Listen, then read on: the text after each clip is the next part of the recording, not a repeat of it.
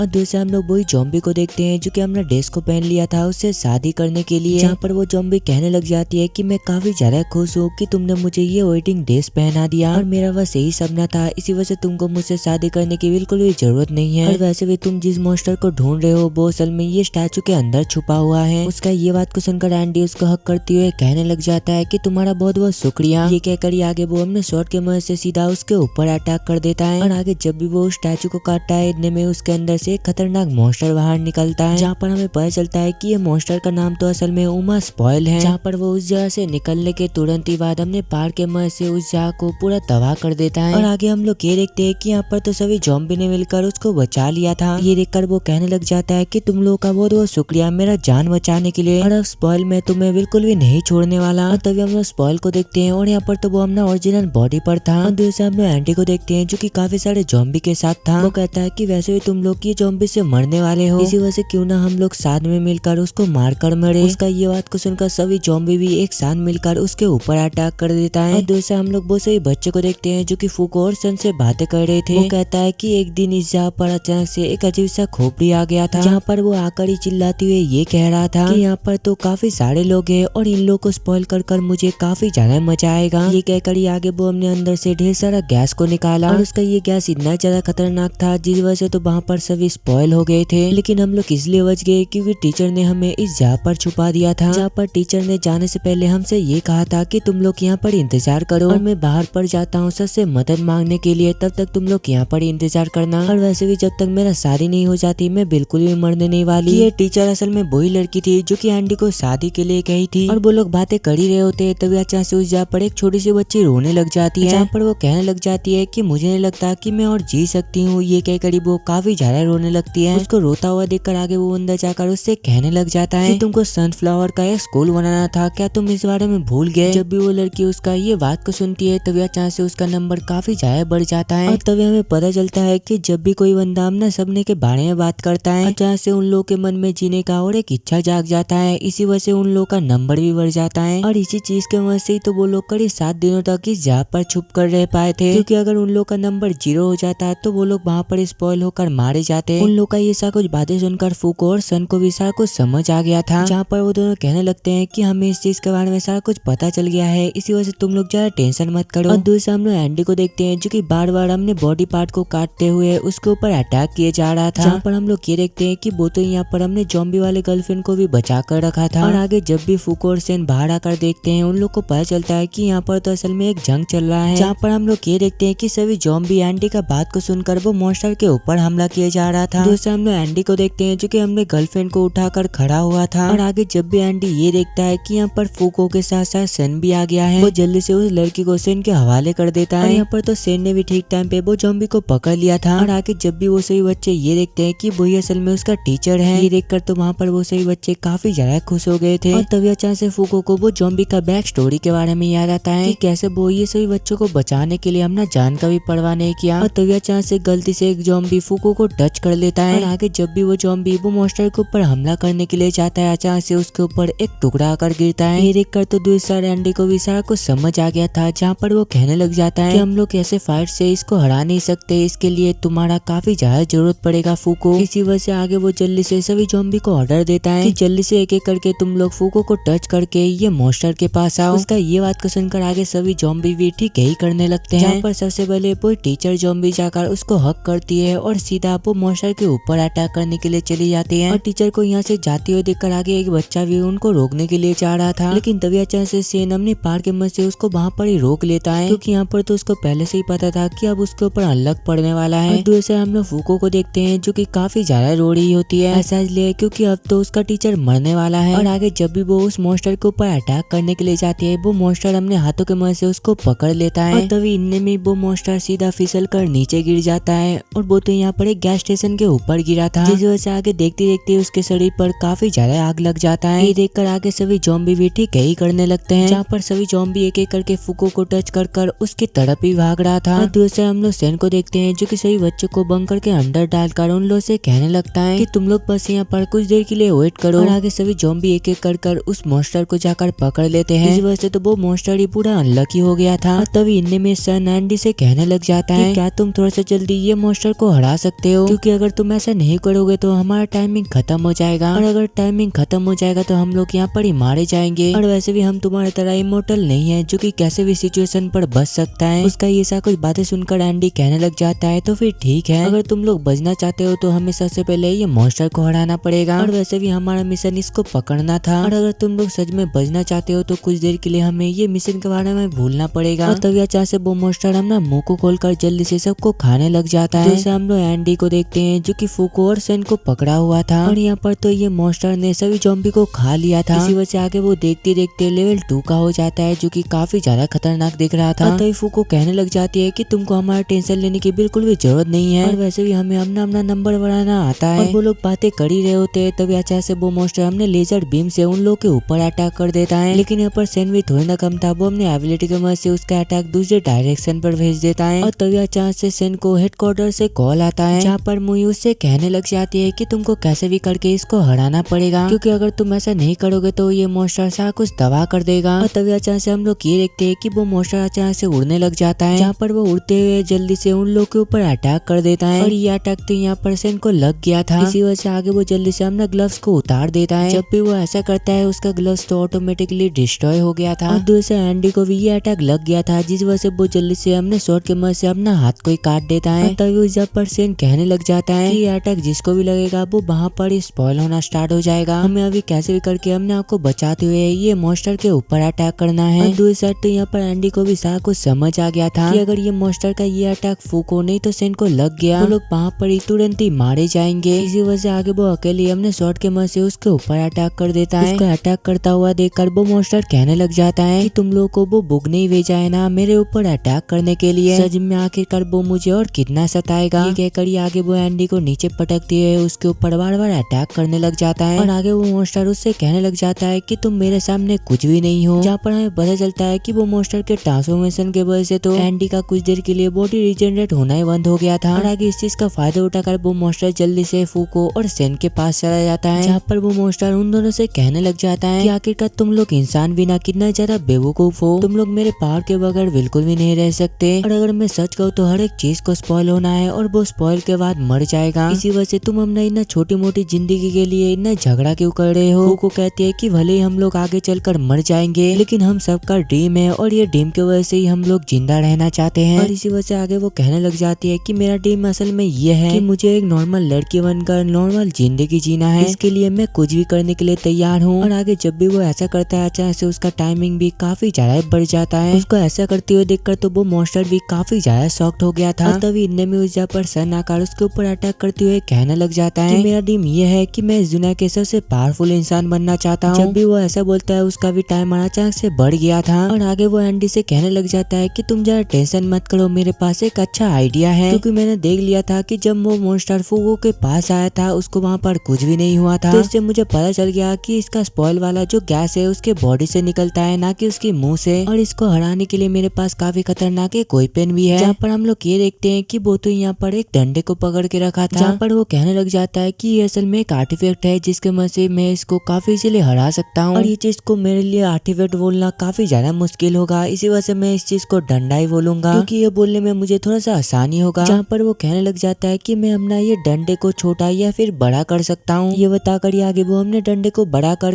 उसके ऊपर अटैक कर देता है, जहाँ पर हम लोग ये देखते हैं कि फाइट के दौरान तो यहाँ पर वो मॉन्स्टर उसको टच भी नहीं कर पा रहा था। और उल्टा सेन का इतना अटैक के वजह से तो वो मॉन्स्टर का एक सिंग भी टूट गया था, जहाँ पर वो मॉन्स्टर अपने मन में सोचने लग जाता है कि आखिरकार मैं इसके ऊपर अटैक या फिर डिफेंस क्यों नहीं कर पा रहा हूँ। जब भी मैं ऐसा करने की कोशिश करता हूँ मैं उल्टा डायरेक्शन से मूव करता हूँ। वो कहता है कि यही असल में मेरा असली पहाड़ है और तुम कभी भी मेरे से दूर या फिर डिफेंस नहीं कर सकते। और दूसरा हम लोग एंटी को देखते हैं और यहाँ पर तो धीरे धीरे करके उसका बॉडी रिजेनरेट हो रहा था। और दूसरा जब भी वो मॉन्स्टर हमने पहाड़ के मदद से सेन के ऊपर अटैक करने वाला होता है, देखकर सेन हमने डंडे के मदद से बार बार उसके ऊपर अटैक करने लग जाता है। और तभी हमें सेन का असली पहाड़ के बारे में पता चलता है जो कि हंटर। और आगे वो बार बार वो मॉन्स्टर के ऊपर अटैक करने लग जाता है और वो मॉन्स्टर तो यहाँ पर उससे बच भी नहीं पा रहा था। और उन दोनों को फाइट करते हुए देखकर एंडी कहने लग जाता है कि ये मॉन्स्टर का असली पहाड़ है स्पॉइल करने का, जहाँ पर वो हमेशा आसपास का बैक्टीरिया को इस्तेमाल करता है स्पॉइल करने के लिए। और अगर हम लोग इसको एक ऐसी जगह पर लेकर जाए जहाँ पर बिल्कुल भी बैक्टीरिया नहीं है तो वो वहाँ पर कुछ भी नहीं कर पाएगा। ये कहकर आगे वो जल्दी से फूको का पेट को पकड़ लेता है। ऐसा वो इसलिए कर रहा था क्योंकि वो उसे अलग लेना चाहता था। और उसका ऐसा करते हुए देखकर फूको कहने लग जाती है कि प्लीज ऐसा मत करो, मैं मोटी बिल्कुल भी नहीं हूँ। वो कहता है कि क्या तुम थोड़ा सा पागल हो, तुम सच में मोटी हो। उसका ये बात को सुनकर तो फूको काफी ज्यादा गुस्से में आ गई थी, जिस वजह से आगे वो उसको एक थप्पड़ मारती है। और आगे एंडी वो मॉन्स्टर के पास जाती हुए कहने लग जाता है कि अब मुझे पता चल गया है कि आखिरकार अब मुझे क्या करना है। लेकिन दवी अचानक से अनलक के वजह से वो गलती से खाई के अंदर गिर जाता है। ये देख कर तो यहाँ पर सेन उससे बातें कर रहा था, जहाँ पर सेन उससे पूछने लग जाता है तो बता आखिरकार तुम्हारा आइडिया क्या है। लेकिन तभी इतने में वो मॉन्स्टर उसके ऊपर अटैक कर देता है। लेकिन यहाँ पर सेन भी थोड़ा ना कम था, वो अपने डंडे के मदद से काफी इजीली उसके अटैक से बच जाता है। योको कहती है कि असल में हमारा प्लान ये है कि हम लोग इसको लेकर स्पेस पर जाएंगे और इस जगह पर बिल्कुल भी बैक्टीरिया नहीं होगा, इसी वजह से ये मॉन्स्टर वहाँ पर कुछ भी नहीं कर पाएगा। उसका ये प्लान को सुनकर सन कहने लग जाता है कि ठीक है, मुझे ये प्लान के बारे में समझ आ गया। और वैसे भी एंडी तुमको पता है ना कि अगर तुम स्पेस पे जाओगे तो तुमको अपने माथे से ये शॉर्ट को निकालना पड़ेगा, क्योंकि स्पेस वाले जगह पर ये मॉन्स्टर को हराने के लिए लिए तुमको अपना ओरिजिनल फॉर्म पर आना पड़ेगा। एंडी कहता है कि ठीक है, मैं ये सब कुछ करने के लिए रेडी हूँ, लेकिन मेरा भी कुछ शर्तें हैं। और आगे वो कुछ कहे इससे पहले सन अपने डंडे को काफी ज्यादा छोटा कर नीचे फेंक देता है और आगे वो सही मौका देकर अपने डंडे को हद से ज्यादा बड़ा कर देता है। इस वजह से तो यहाँ पर वो दोनों ही धीरे धीरे करके ऊपर की तरफ जा रहे थे और आगे वो जाते हुए अपने माथे से वो शॉट को भी बाहर निकाल देता है। और आगे स्पेस पे जाने के बाद तो एंडी के माथे से थोड़ा सा खून निकल रहा था, जहाँ पर वो मॉन्स्टर उससे कहने लग जाता है कि क्या तुमको ये लगता है कि तुम मुझे स्पेस पर हरा सकते हो। ये कहकर आगे वो अपने लेजर के मुंह से उसके ऊपर अटैक कर देता है। उसके ये अटैक के वजह से तो यहाँ पर एंडी का आधा मुंह जल गया था, लेकिन तभी इनने में वो अपने आप को दोबारा रिजनरेट कर लेता है। और यहाँ पर तो वो रिजनरेट होने के साथ साथ अपना बालों का कलर भी चेंज हो गया था, जहाँ पर वो कहने लग जाता है कि फाइनली मैं इस जगह पर आ गया। ये कहकर आगे वो अपने उंगली को काट कर उसके ऊपर अटैक कर देता है, जहाँ पर वो सबसे पहले अपने उंगली के मदद से अपने आप को रिजनरेट करता है। और यहाँ पर तो वो असल में अपना 2 क्लोन को बना लिया था और आगे एंडी अपना वही क्लोन के मदद से उसके ऊपर लगातार अटैक करने लग जाता है। और उसका ये अटैक इतना ज्यादा फास्ट था, दो साथ वो मॉन्स्टर भी कुछ भी कर नहीं पा रहा था। और आगे कुछ ही देर में एंडी उसके अंदर से उसका कोर को बाहर निकाल लेता है, जो करकड़ी आगे वो अपना हाथ को काट कर जमीन पर फेंक देता है। और दूर से हम लोग फूको और सेन को देखते हैं, जो कि वो सभी बच्चों को एक सेफ जगह पर छोड़ दिए थे, जहाँ पर सेन वो सभी बच्चों से कहने लग जाता है कि तुम यहाँ से सीधा जाओ, और अगर तुम लोग सीधा जाओगे तो हमारे ऑर्गेनाइजेशन के लोग तुमको बचा लेंगे और तुम लोग ज्यादा टेंशन मत करो, हम लोग हमारा काम निपटा कर तुम्हारे पास आ जाएंगे। उसका ये बात को सुनकर आगे वो सभी बच्चे भी ठीक यही करते हैं। और तभी वहाँ पर स्पेस में से एंडी का हाथ नीचे आकर गिरता है, जहाँ पर हम लोग ये देखते हैं कि वो पूरा एरिया ही तो बिल्कुल लाल हो गया था। और आगे वो अपने हाथ के हिस्से से ही अपने आप को दोबारा रिजनरेट कर लेता है। जुरिका सन जल्दी से मुई को ऑर्डर देता है कि हमें ये मॉन्स्टर का कोड मिल चुका है, इसी वजह से तुम जल्दी से ये चीज को सिक्योर कर लो। उसका ये बात को सुनकर आगे मुई भी ठीक यही करती है। और आगे जब भी एंडी को आज का डेट के बारे में पता चलता है, वो कहने लगता है कि अगर आज का डेट ये है तो मैं तुम्हारे साथ फाइट कर सकता हूँ। और जब भी वो ये बात को कहता है तभी अचानक से उसके सर पर एक बिजली दौड़ता है, जहाँ पर वो कहने लग जाता है कि तुम बाहर पर बिल्कुल भी नहीं आ सकते हो अब, और वैसे भी तुम इतने सालों तक बस अपना टाइम वेस्ट किए हो, और जब मुझे इतने सालों बाद मेरा ओरिजिनल बॉडी मिला है तो मुझे लड़ने का मौका दो, मुझे इस तरीके से बिल्कुल भी नहीं मरना है। ये कहकर आगे वो फूको के पास जाकर उससे कहने लगता है कि तुम्हारे वजह से इसको ऐसा लग रहा है कि ये मुझे हरा सकता है। और तभी अचानक से सन उससे कहने लग जाता है कि विक्टर आपसे मिलकर मुझे काफी ज्यादा अच्छा लगा। और तभी हमें पता चलता है कि ये तो असल में द गॉड ऑफ विक्ट्री है। उसका ये सब कुछ बातें को सुनकर एंडी कहने लग जाता है कि मेरा नाम विक्टर है और मैं एक गॉड हूँ, मैं कोई गॉड वॉड नहीं हूँ। ये कहकर आगे वो सन के ऊपर एक कस के लात मारता है और उसका ये अटैक इतना ज्यादा खतरनाक था जिस वजह से सन का हाथ ही टूट गया था, जहाँ पर हम लोग ये देखते हैं कि एंडी यहाँ पर इतना ज्यादा पावरफुल हो गया था जिस वजह से सन अपने एबिलिटी के बावजूद भी अपने आप को बचा नहीं पाया और उल्टा उसका हाथ ही टूट गया। और उसको इतना ज्यादा पावरफुल देखकर तो सन ये कह रहा था कि सच में तुम काफी ज्यादा ही पावरफुल हो। और आगे एंडी उसके ऊपर एक पंच मारता है और उसका ये पंच इतना ज्यादा खतरनाक था जिस वजह से एंडी का दूसरा हाथ टूट गया था, लेकिन इसके बावजूद भी वो रुकता नहीं, जहाँ पर वो अपनी उंगली के मदद से उसको शूट कर दूर कर देता है। जहाँ पर हम लोग ये देखते हैं कि उसके ये अटैक के वजह से तो दूसरा उसका हाथ पैर पूरा टूट गया था। उसको ऐसा करते हुए देखकर फूको सीधा जाकर एंडी को टच करती है उसके ऊपर अनलॉक छोड़ने के लिए। उसको ऐसा करते हुए देखकर वो कहने लग जाता है अच्छा तुम्हारे पास ये एबिलिटी है, लेकिन अभी तुम्हारा ये एबिलिटी मेरे ऊपर बिल्कुल भी काम नहीं करने वाला। ऐसा इसलिए है क्योंकि मैं अपना ओरिजिनल बॉडी पर आ गया हूँ और मेरा असली नाम विक्टर है। और आगे विक्टर उससे पूछने लग जाता है अच्छा तुम ही वही लड़की हो ना जिसको कि एंडी काफी ज्यादा पसंद करता है, और अभी मैं देखना चाहता हूँ अगर मैं तुम्हारे ऊपर अटैक करने की कोशिश करूंगा तो एंडी क्या करेगा। उसको ऐसा करते हुए देखकर फूको रोते हुए कहने लग जाती है कि क्या तुम एंडी यही चाहते हो, और क्या शुरुआत से तुम मुझे बिल्कुल भी पसंद नहीं करते थे। जब भी वो उसका ये बात को सुनता है तभी अचानक से उसके सिर में से खून निकलने लगता है। और दूसरा हम लोग सेन को देखते हैं जो कि खड़ा होकर कहने लग जाता है कि मैं फाइनली आज तुम्हारा पावर देख ही लिया, इस वजह से मैं काफी ज्यादा खुश हूँ। ये कहकर तभी वो अचानक से विक्टर के पास आकर उसको एक कस के मुक्का मारता है। इस वजह से तो यहाँ पर विक्टर काफी दूर जाकर गिरा था, जहाँ पर सेन उससे कहने लगता है कि ऐसा कुछ होने से पहले एंडी ने मुझसे 2 वादा करवाया था, पहला कि मैं हमेशा फूको को प्रोटेक्ट करूंगा और दूसरा मैं किसी भी कीमत में तुमको हरा कर ही रहूंगा। और मैं अभी काफी ज्यादा थक चुका हूँ, इसी वजह से मैं इतना ही कर सकता हूँ, अब तुम्हारी बारी है। और आगे जब भी वो अपना बात खत्म करता है इनमें में देखते देखते उस जहाँ पर यूनियन के सभी मेंबर आ जाते हैं और वो लोग तो असल में यहाँ पर विक्टर से लड़ने के लिए आए थे, जहाँ पर वो लोग एक साथ मिलकर कहने लगते हैं कि विक्टर हमें दोबारा तुमसे लड़ना पड़ेगा। ये देख करते यहाँ पर विक्टर भी काफी ज्यादा एक्साइटेड हो गया था, जहाँ पर वो जल्दी से अपना उंगलियों को तोड़ते हुए उन लोग के ऊपर अटैक करने वाला होता है, लेकिन तभी वो लोग अपने सामने शील्ड ला देते हैं। इसी वजह से तो यहाँ पर विक्टर का अटैक उन लोग को नहीं लगा था। उन लोग को ऐसा करते हुए देखकर विक्टर कहने लग जाता है कि आखिरकार तुम लोग करना क्या चाहते हो, तुम लोग यहाँ पर मुझसे फाइट करने के लिए आए हो ना तो फिर फाइट करो, आखिरकार तुम लोग डिफेंस क्यों कर रहे हो। और तभी यहाँ पर हमारा माइकल जैक्सन उसके ऊपर फायर कर देता है और शील्ड की वजह से तो यहाँ पर वो गोली बार बार इधर उधर घूम रहा था। और तभी इतने में निको हमने फायर वाले लेजर से उसके ऊपर अटैक कर देता है और उसके ये अटैक की वजह से तो यहाँ पर विक्टर अपने आप को बिल्कुल रिजनरेट नहीं कर पा रहा था। और आगे विक्टर के पूछने पर निको कहने लगता है कि मैंने काफी सालों तक तुम्हारे ऊपर रिसर्च किया था, इसी वजह से मुझे पता है कि जब भी मैं तुम्हारे ऊपर अटैक करता हूँ तुम्हारा बॉडी रिजनरेट होने में थोड़ा सा टाइम लेता है। जिस पर विक्टर कहने लग जाता है कि ये सारा कुछ तुम एंडी के ऊपर करते थे लेकिन मेरे ऊपर नहीं, मैं अपने आप को वहां से रिजनरेट कर सकता हूँ जहाँ से एंडी भी नहीं कर सकता। ये कहकर ही आगे वो हमने एक छोटे से उंगली के मदद से अपना शॉट को लेने के लिए जाता है, लेकिन तभी इतने में उस पर इसी ना कर हमने शॉट के मदद से जल्दी से विक्टर का बॉडी पार्ट भी काट देता है। लेकिन जब भी विक्टर हमने वो उंगली से हमने शॉट को टच करता है अचानक से उसका बॉडी दोबारा रिजनरेट हो जाता है। जो करकड़ी आगे वो कहने लग जाता है कि तुमने देखा मैं तुम्हारा एंडी नहीं हूँ और वैसे तुम्हारा शॉट स्किल भी काफी ज्यादा अच्छा है। ये कहकर ही आगे वो सीधा जूझ के पास चला जाता है उससे फाइट करने के लिए। उसको ऐसा करते हुए देखकर आगे जूझ भी जल्दी से तैयार हो जाती है और आगे विक्टर एक एक करके सबके ऊपर अटैक करना स्टार्ट कर देता है। जहाँ पर हम लोग ये देखते हैं कि वो तो वहाँ पर काफी खतरनाक तरीके से फाइट कर रहा था और दूसरा हम लोग बुल को देखते हैं जो कि उन दोनों को पकड़ कर वहाँ से भाग रहा होता है। इस चक्कर में तो यहाँ पर सिन के हाथ से उसका आर्टिफैक्ट नीचे गिर गया था। फिर कुछ देर बाद का सीन दिखाया जाता है जहाँ पर बुल उन दोनों को एक सेफ जगह पर छोड़कर उन दोनों से कहने लग जाता है कि तुम लोग यहाँ पर ही बैठे रहो, हम लोग जाकर विक्टर को हरा कर आते हैं। वो कहती है कि मैं भी तुम लोग के साथ जाना चाहती हूँ और तुम लोग का मदद करना चाहती हूँ। सन कहता है कि तुम अभी हम लोग का मदद बिल्कुल भी नहीं कर सकते क्योंकि एंडी ने अपना कार्ड को निकाल दिया है, इसी वजह से वो अब एंडी नहीं है बल्कि विक्टर बन गया है। वो कहती है लेकिन इसके बावजूद भी मैं उसके पास जाना चाहता हूँ और मेरे अलावा कोई भी उसको रोक नहीं सकता है। उसका ये बात को सुनकर आगे बुल भी उसका बात को मान लेता है और उसको उठाकर वहाँ से ले जाने लगता है। और दूसरा हम लोग विक्टर को देखते हैं जो कि अकेले यूनियन के सभी मेंबर के साथ फाइट कर रहा था। जहाँ पर हम लोग ये देखते हैं कि विक्टर तो हमने काफी सारे क्लोन के मदद से उन लोग के ऊपर बार बार अटैक किए जा रहा था। ये सारा कुछ देखकर जब भी जूस सीधा जाकर विक्टर के ऊपर अटैक करती है, इससे तो कुछ भी फायदा नहीं था क्योंकि विक्टर तो काफी ज्यादा पावरफुल है। जहाँ पर वो कुछ ही सेकंड के अंदर हमने आँख को रिजनरेट कर लेता है। जहाँ पर हम लोग ये देखते हैं कि यहाँ पर विक्टर तो उन लोग के ऊपर काफी ज्यादा भारी पड़ रहा था। जहाँ पर उन लोग को समझ नहीं आ रहा था कि आखिरकार इनमें से असली वाला विक्टर कौन है। और तभी देखते देखते उस जहाँ पर फूको आ जाती है जहाँ पर वो चिल्लाती हुई सबसे कहने लग जाती है कि जिसका हाथ में वो कटाना है वो ही असल में असली वाला विक्टर है। ये कहकर ही आगे वो बुल को हमने एक प्लान के बारे में बताती है कि मैं विक्टर के पास जाकर उसको हमने अनलॉक से रोक सकती हूँ। उसका ये बात को सुनकर आगे बुल भी जल्दी से फूको को उठाकर विक्टर की तरफ फेंक देता है। जहाँ पर हम लोग ये देखते हैं कि यहाँ पर तो फूको सीधा जाकर उसको पकड़ लिया था। जहाँ पर हम लोग ये देखते हैं कि यहाँ पर तो फूको उससे कुछ ज्यादा चिपक रही थी। ये देखकर तो वहाँ के सभी लोग हद से ज्यादा शॉक्ड हो गए थे। जहाँ पर वो लोग मन ही मन ये कह रहे होंगे कि आखिरकार फाइट के दौरान ये कहाँ से टपक गया। लेकिन तभी हम लोग ये देखते हैं कि ये फूको के अनलॉक के वजह से तो यहाँ पर विक्टर का सारा क्लोन गायब हो गया था। और आगे फूको सबको बताने लग जाती है कि मैं विक्टर का कार्ड इसके माथे पर घुसा दूंगा जिससे कि वो दोबारा एंडी बन जाएगा। जिस पर जूझ कहती है कि मुझे जितना दूर पता है ऐसा बिल्कुल भी नहीं होने वाला है, इसी वजह से तुम साइड चले जाओ। ये कहकर ही आगे वो अपना शॉट के मदद से उसके ऊपर अटैक करने वाली होती है। लेकिन यहाँ पर विक्टर भी थोड़े ना कम था, वो उसका अनलॉक के बावजूद भी हमने उंगलियों के मदद से दोबारा अपना क्लोन बना लेता है। जहाँ पर वो सबसे पहले हमने क्लोन के मदद से फूको के ऊपर हमला कर देता है। लेकिन यहाँ पर तो ठीक टाइम पे बुला कर उसको बचा लिया था। जो देखकर आगे विक्टर हमने बाकी सभी क्लोन के मदद से उन लोगों के ऊपर बार बार अटैक करने लग जाता है। उसको ये सा कुछ करते हुए देखकर आगे हमारा कैप्टन जूझ भी सीधा हमने शॉट के मदद से उसके ऊपर हमला करने के लिए चली जाती है। दूसरा हम लोग सन को देखते हैं और यहाँ पर तो उसको अपना आर्टिफैक्ट मिल चुका था। और आगे जब भी विक्टर दोबारा फूको के ऊपर अटैक करने के लिए आता है, इतने में उस जगह पर ठीक टाइम पे टेरिना आकर हमने हाथों के मदद से उसको बचा लेती है। जो देखकर आगे विक्टर जब भी दोबारा हमने उंगलियों के मदद से उसको शूट करने वाला होता है तभी दोबारा उस जगह पर बुल आकर उसको बचा लेता है। ये कर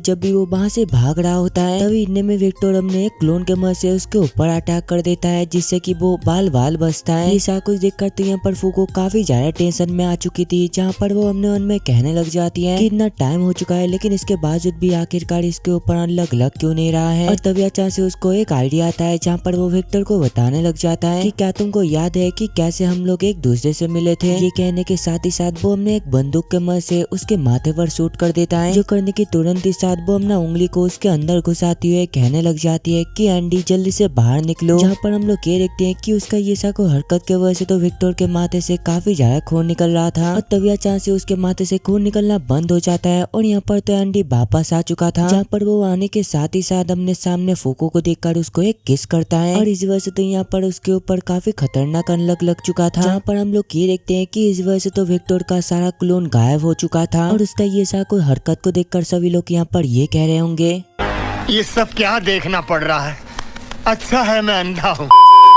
और आगे किस करना बंद करने के बाद एंडी उससे कहने लग जाता है कि मुझे ये सब कुछ करने में काफी ज्यादा मजा आया है, इसी वजह से अगली बार हम लोग बहुत सारा कुछ करेंगे। समझ रहे हो? समझ रहे हो आप? समझ रहे हो ना? उसका ये बात को सुनकर तो दूसरा फूको काफी ज्यादा शर्मा गई थी। जहाँ पर वो सीधे यूनियन के सभी मेंबर के पास जाकर कहने लग जाती है कि जल्दी से यहाँ से भागो, इसके ऊपर अब खतरनाक अनलक पड़ने वाला है। उसका ये बात को सुनकर आगे सभी लोग जल्दी से बच के मारे वहाँ से भाग लेते हैं, लेकिन उस जगह पर तो एंडी अभी भी खड़ा हुआ था और आगे देखते देखते उसके ऊपर एक काफी बड़ा मीटोर आकर गिरता है और मीटोर गिरने की वजह से तो यहाँ पर काफी खतरनाक विस्फोट हुआ था। और दूसरा हम लोग यूनियन के सभी मेंबर को देखते हैं और यहाँ पर तो वो लोग एक बैरियर की वजह से बच गए थे और आगे जब भी सारा कुछ शांत होता है वो लोग ये देखते हैं कि वो जगह तो पूरा ही तबाह हो चुका था और उसके अंदर ही तो यहाँ पर विक्टर पूरा ही जल चुका था। जो देखकर फूको जल्दी से उसके पास जाकर इस चीज का फायदा उठाकर उसके माथे पर वो कार्ड घुसा देती है। फिर हमें डायरेक्ट 31 अगस्त का सीन दिखाया जाता है और आगे जब भी फूको अपना आंखें को खोलती है उसके बाजू में तो यहाँ पर एंडी बैठा हुआ था और एंडी का ये सब हरकत की वजह से तो यहाँ पर वो काफी ज्यादा गुस्से में थी। इसी वजह से वो जल्दी से एंडी के ऊपर एक पिलो फेंक कर उसके ऊपर पंच मारने लगती है और ऐसा वो इसलिए कर रहा था ताकि वो अपना गुस्सा निकाल पाए और पिलो के वजह से तो यहाँ पर उसके ऊपर अनलक बिल्कुल भी नहीं पड़ने वाला था। और ये सब कुछ करने के बाद आगे वो रोते हुए कहने लग जाती है कि मैं काफी ज्यादा खुश हूँ कि तुम वापस आ गए। उसको इतना रोते हुए देखकर एंडी उसको माथे पर पेट करते हुए कहने लग जाता है कि तुम जरा टेंशन मत करो, मैं हमेशा ही तुम्हारा साथ रहूंगा। इसी वजह से मैं ये चाहता हूँ कि फूको तुम जरा टेंशन मत लो। और उसका मुँह से अपना नाम को सुनकर तो यहाँ पर फूको भी काफी ज्यादा खुश हो गई थी। फिर कुछ देर बाद का सीन दिखाया जाता है जहाँ पर यूनियन के सभी मेंबर हमने सीट पर बैठे हुए थे, जहाँ पर जूझ कहने लग जाती है कि अब हम लोगों को दोबारा अपना मिशन मिलने वाला है। और तभी इनने में उस पर वही बुक आकर कहने लग जाता है कि मैंने तुम लोग को 6 क्विज दिया था और अब मैं तुम लोग को उसका रिजल्ट बताऊंगा। और तभी हम लोग दूसरा रिब नाम का एक बंदे को देखते हैं और यहाँ पर तो उसके पास अनरिपेयर वाला स्किल है, जहाँ पर हम लोग ये देखते हैं कि यहाँ पर अनरिपेयर ने तो अनसीन को किडनैप करके रखा था, जहाँ पर अनरिपेयर उसके बॉडी पर एक खरोच मारकर उससे कहने लगता है कि ये चीज अब कभी भी ठीक नहीं होने वाला क्योंकि मैंने इसके ऊपर अपना अनरिपेयर वाला स्किल का इस्तेमाल किया है। और आगे हम लोग ये देखते हैं कि सारा टाइम खत्म हो चुका है और इसके साथ ही